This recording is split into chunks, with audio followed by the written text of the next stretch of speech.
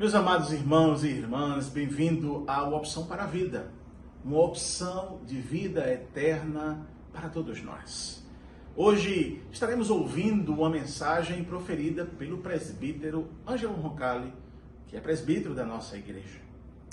Que você então esteja preparado com o seu coração inclinado para ouvir a mensagem do Senhor. Mas antes mesmo de ouvirmos a mensagem, vamos elevar a nossa voz em mais um cântico ao Senhor.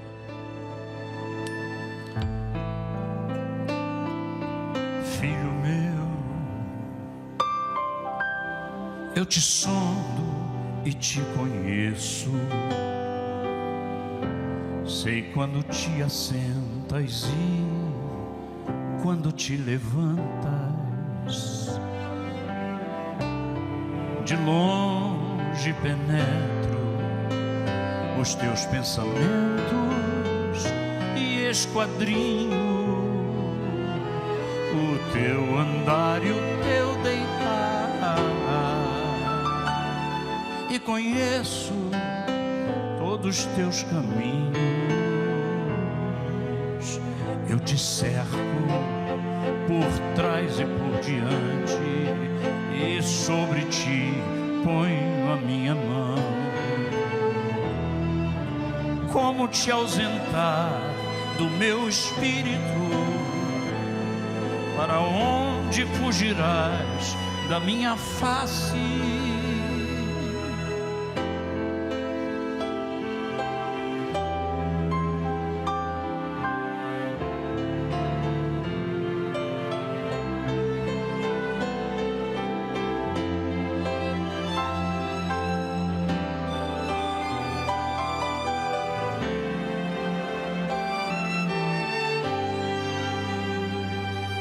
Sim, te formei e te fiz alguém.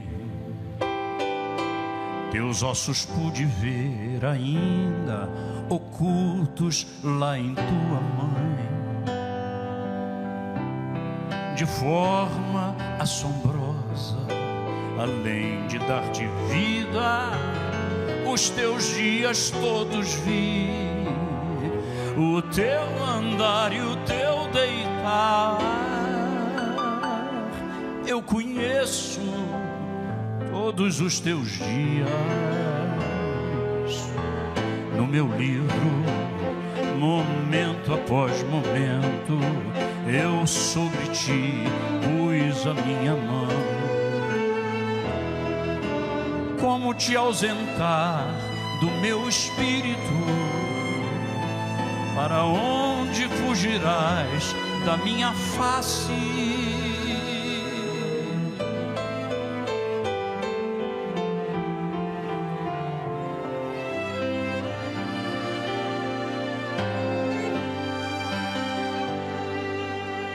Que preciosos para ti meus pensamentos são.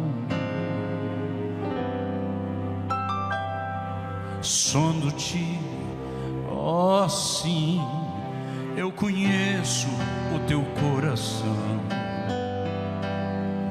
Provo teus pensamentos, vejo se há em ti algum caminho mau, e guio-te pelo caminho eterno. E guio-te pelo caminho eterno.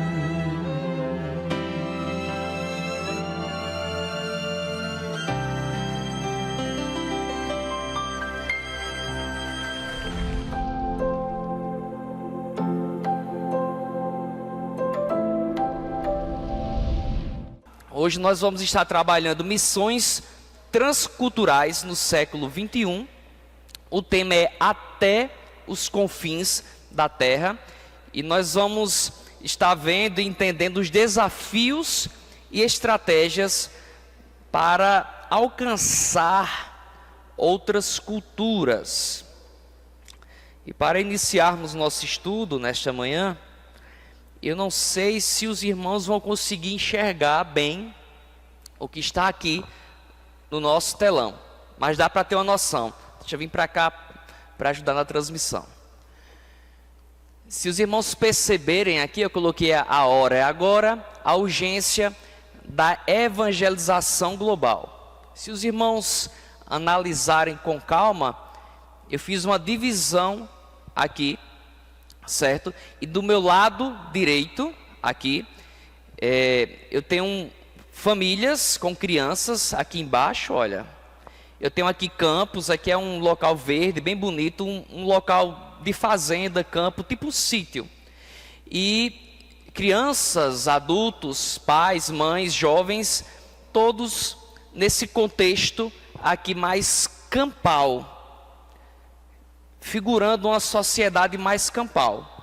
E do meu lado esquerdo, aqui, nós encontramos uma sociedade mais tecnológica, uma sociedade literalmente vivenciando a sua vida na cidade moderna. Aqui a gente está um pouco escuro, mas tem alguns prédios, aqui as pessoas circulando aqui, olha, nas ruas. Percebe esse homem aqui, olha, está com o que na mão? Dá para ver daí? Dá para entender o que ele está com o celular na mão. Então as pessoas trabalhando, e se a gente contrastar com o lado direito, nós não vamos ver nenhuma criança. Então logo nós entendemos que vivemos em um processo de evolução como sociedade, e que as coisas têm mudado drasticamente. As pessoas têm saído do campo, têm saído das fazendas, e as pessoas têm se tornado pessoas urbanas, famílias urbanas. Que pena que a imagem não dá para aguçar a imaginação dos irmãos, mas deu para entender a ideia inicial para os irmãos. Vivemos em constante evolução social, e o cristianismo que nós vivemos, o cristianismo que nós pregamos, deve ser adotado agora estratégias e táticas diferentes, porque a sociedade ela tem mudado drasticamente. Então, pode ir para o próximo slide, irmão, o primeiro.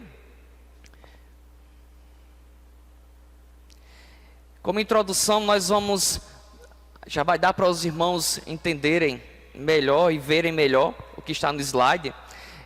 Nós vamos ver a urgência que atravessa gerações, a urgência da pregação, da missão, de se pregar o evangelho.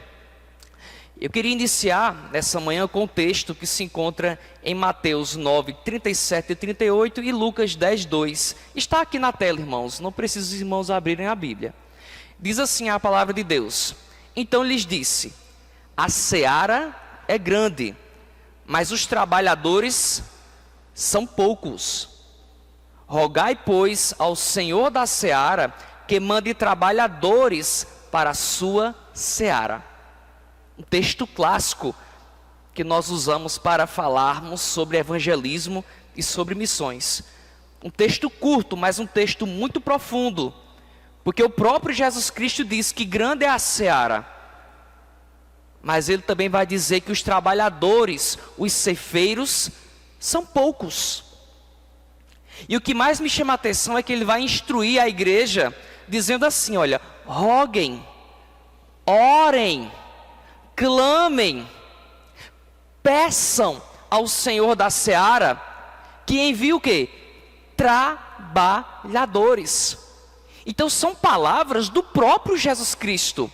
Então Cristo, como Deus, em sua soberania, ele já sabia das dificuldades e dos desafios que a sua igreja iria passar com respeito a missões, com respeito à obra missionária. Ele já sabia que seria uma área difícil de atuação. Ele vai dizer, rogai, pois ao Senhor da seara, para que mande ceifeiros, porque os trabalhadores, eles são, tá aqui olha, eles são poucos. E quando olhamos para esse texto de Jesus, nós entendemos que desde os dias de Jesus, A realidade espiritual do mundo é descrita como uma seara abundante, repletas de pessoas carentes, quando fazemos uma aplicação do texto. E de que as pessoas estão carentes? De salvação, sentido para a vida. Por que eu existo? Qual é o meu propósito de vida? Por que eu estou aqui na terra? As pessoas se perguntam, qual é o meu sentido de existir?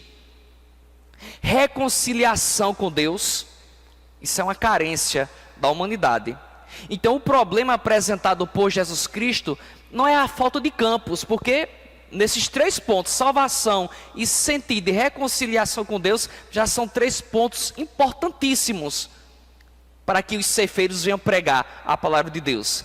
Mas, meus queridos irmãos, o que Jesus Cristo mostra é que este problema de ter poucos ceifeiros para trabalhar na sua obra está no contexto em que isto ocorre desde a época de Jesus Cristo. Então este diagnóstico não pertence apenas ao século I. Ele ultrapassa gerações, contextos históricos, avanços tecnológicos e mudanças culturais.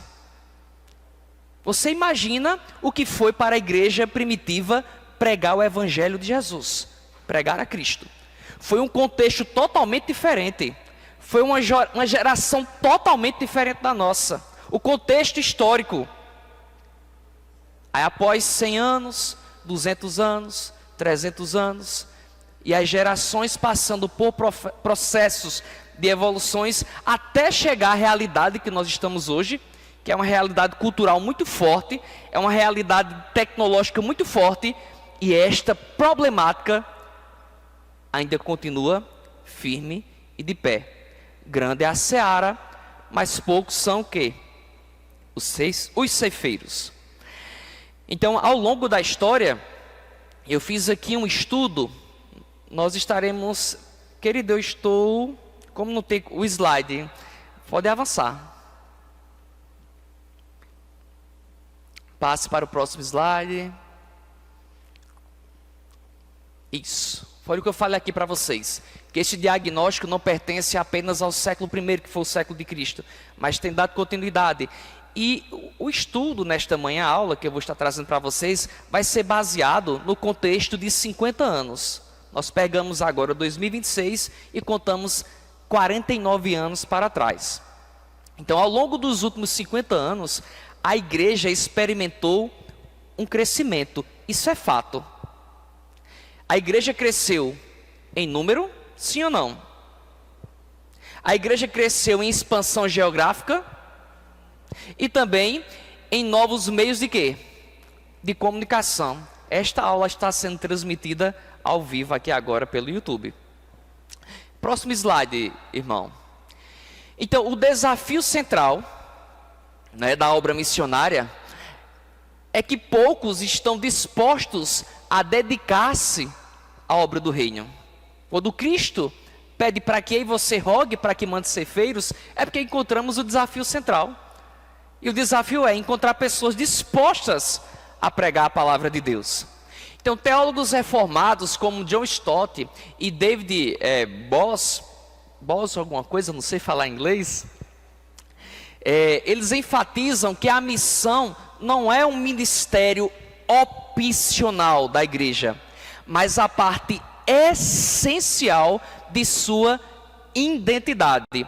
Ou seja, não existe uma igreja genuinamente cristã se na sua essência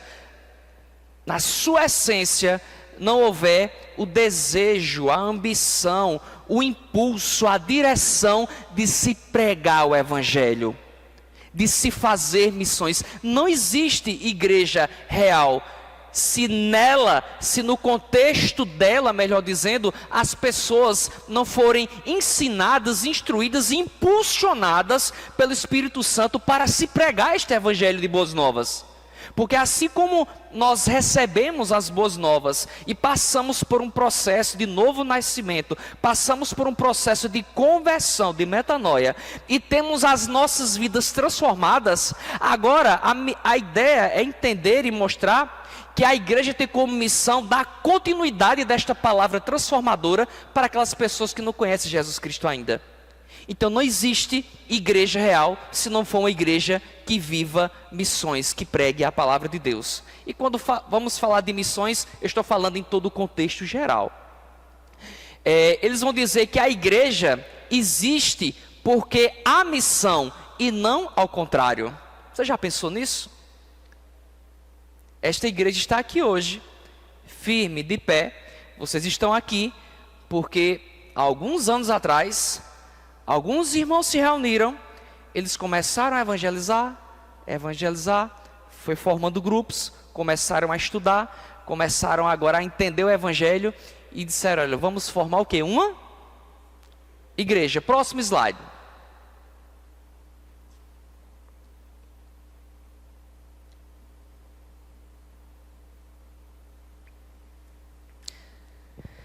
Então, meus queridos, a pergunta que surge é: como obedecer ao chamado de Cristo até os confins da terra na realidade de 2026?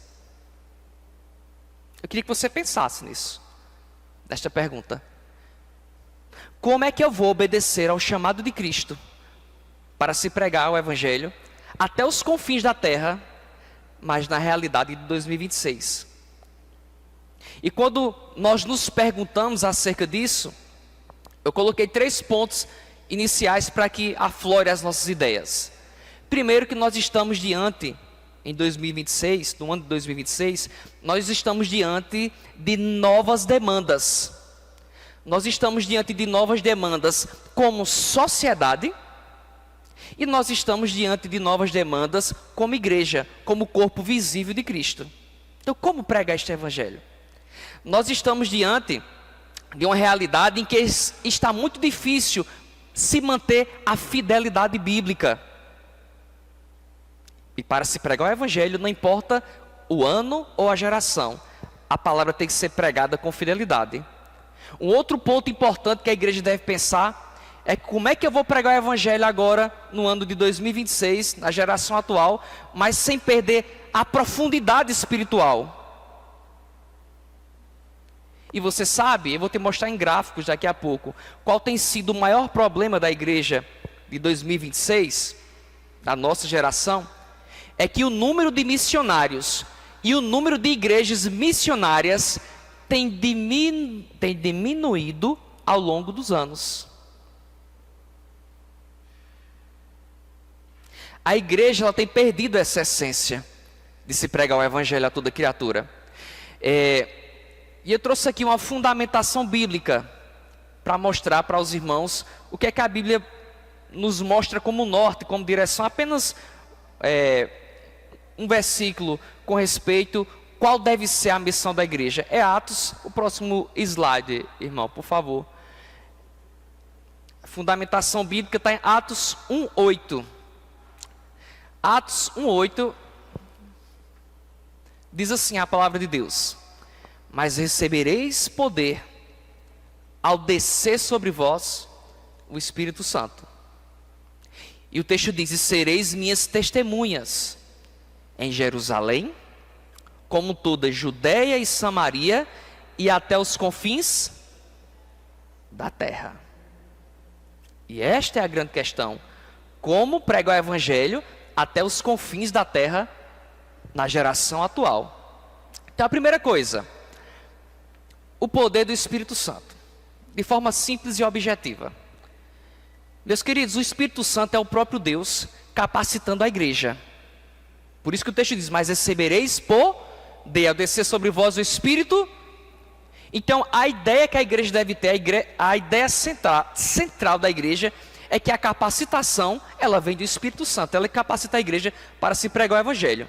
E esse poder não é dado para sistema de política ou para prestígio institucional, certo? Mas para testemunho fiel de Cristo. Então a primeira coisa que eu queria trazer para os irmãos aqui nessa manhã, nessa fundamentação bíblica, é mostrar para os irmãos que não importa a geração, se é do século I, século XV, século XVIII, século XX, XXI, que nós estamos vivendo agora. O que a igreja tem que entender é que, independentemente da geração em que estejamos, é o Espírito Santo quem capacita a igreja para a pregação do Evangelho. Se a igreja perder este entendimento, que é o Espírito Santo que vai capacitar conforme a realidade atual, a igreja ela não vai trabalhar, ela não vai fazer missões. João Calvino ele afirma que o Espírito Santo, o próximo slide, irmão. João Calvino ele afirma que o Espírito Santo é o vínculo eficaz entre Cristo e a igreja. Então é o Espírito Santo que capacita a igreja a proclamar o Evangelho com ousadia, clareza e amor. Sem o Espírito Santo a gente pode fazer a maior parafernália que existir, mas não vai funcionar. A igreja não pode perder esta essência de entender que é o Espírito Santo que abre o nosso entendimento, que nos direciona em tudo. Sem o Espírito Santo não chegamos a lugar nenhum. Um outro ponto importante, segundo o texto, é que o texto diz que o Espírito Santo vem sobre nossas vidas para nos capacitar para sermos o quê? Testemunhas.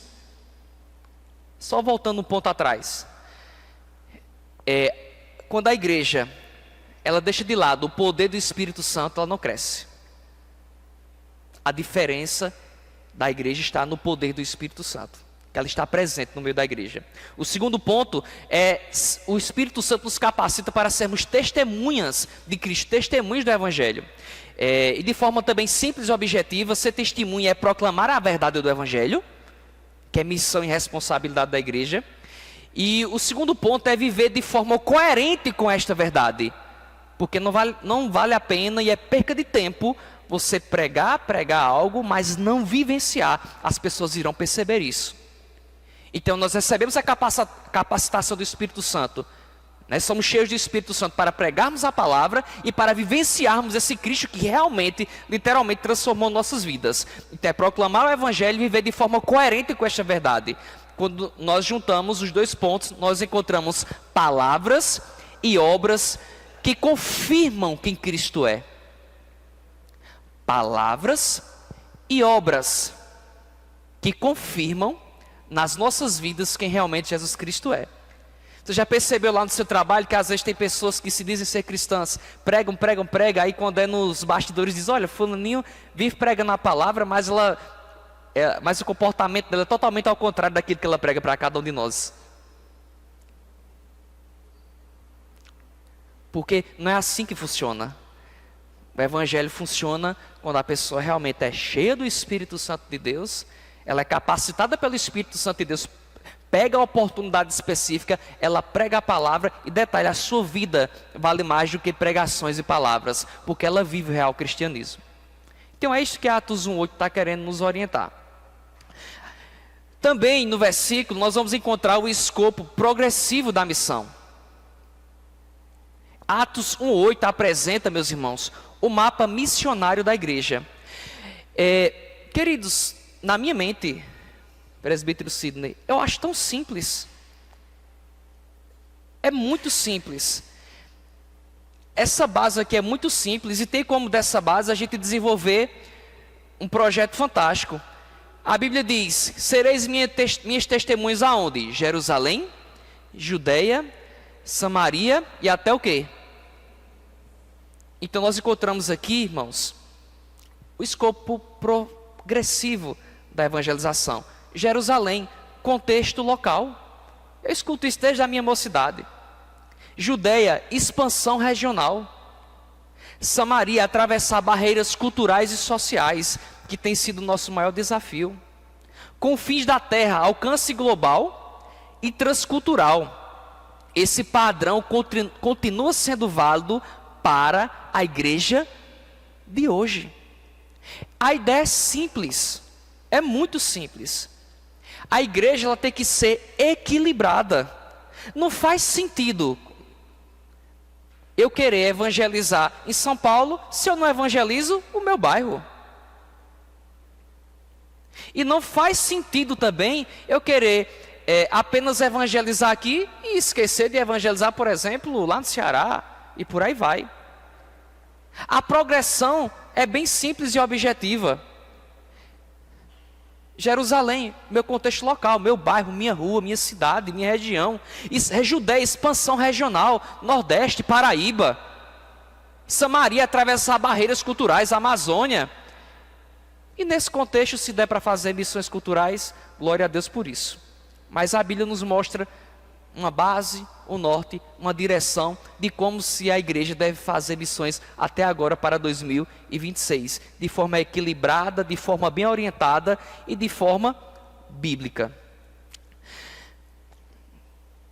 Após apresentar esse cenário inicial para os irmãos, eu queria, coloca adentro os slides, por gentileza, coloque para o tópico 3, que é o panorama histórico de 50 anos de missões.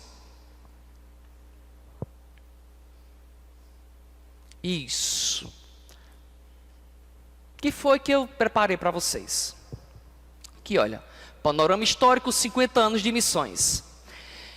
Eu peguei aqui, olha, dos anos 1970 a 1980, 10 anos, tá vendo, olha, como é que era a estrutura e expansão das missões mundiais. Eu vou falar no contexto mundial e depois eu vou falar no contexto brasileiro, desses 50 anos. Então, como é que funcionava missões há 50 anos atrás? Olha, eles tinham forte ênfase em missões transculturais tradicionais, isso aqui na década de 70 e 80, certo? Principalmente com envio geográfico. E também neste período aqui, foi o período de crescimento de juntas missionárias.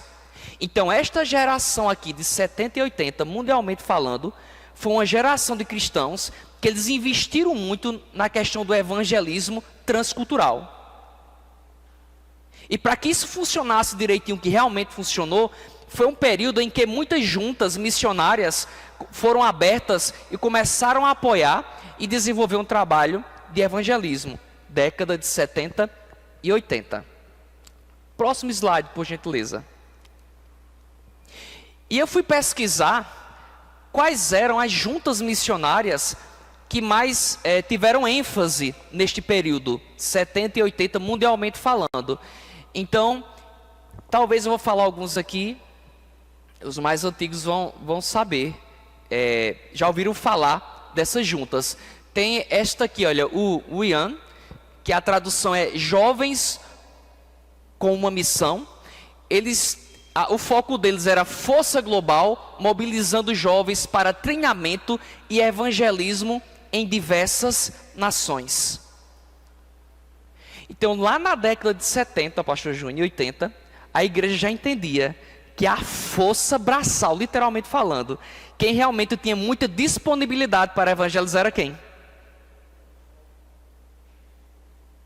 Essa equipe que pegou, olha, fazia mobilização, treinamento, fazia, porque o tempo é curto, mas eu estudei cada um deles, então eles faziam todo um trabalho especial, porque sabia que os jovens eles estavam disponíveis a pregar o evangelho. E detalhe, eu falei aqui anteriormente que há uma progressão no evangelismo, aqui a gente está falando literalmente em missões transculturais. Um outro movimento que surgiu na década de 70 e 80, vai? Obrigado, meu irmão. Ótimo, agora chegou aqui. Dá para os irmãos enxergar bem aqui agora atrás?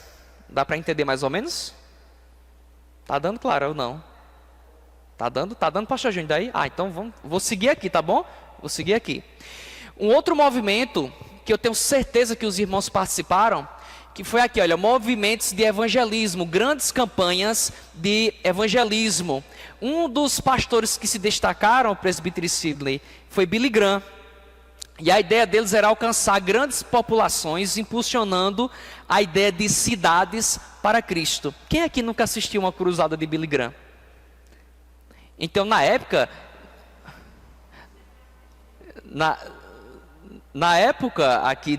nesta época aqui, eles faziam grandes cruzadas, grandes evangelismos, e eu lembro que uma vez ele veio até para São Paulo, e a ideia que eles tinham era de chegar a fazer todo aquele processo, todo aquele evento, para que aquele bairro, aquela cidade fosse empaquetada de forma poderosa e que todos viessem abraçar o evangelho. E quando eu estava estudando sobre isso, eu percebi que no decorrer dos anos, uma das coisas mais raras que se tem acontecido pelo menos no nosso país, pelo menos na minha realidade aqui de Campina Grande, Paraíba, é que não existe mais cruzadas. Meus amados irmãos, que mensagem! Que Deus abençoe ricamente a sua família e a sua vida, e que você possa então voltar e ver mais uma vez essa mensagem e Deus falar profundamente ao seu coração. Obrigado pela sua prestimosa atenção. Até o próximo programa, no nome do Senhor Jesus. Até lá!